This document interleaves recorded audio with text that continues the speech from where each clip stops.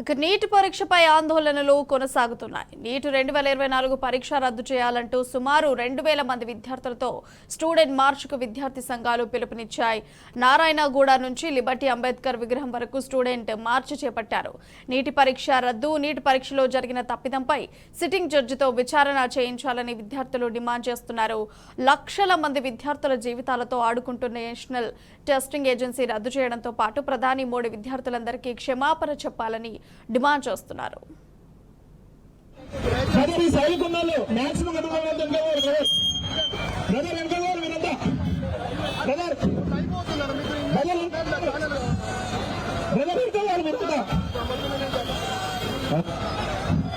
Hello.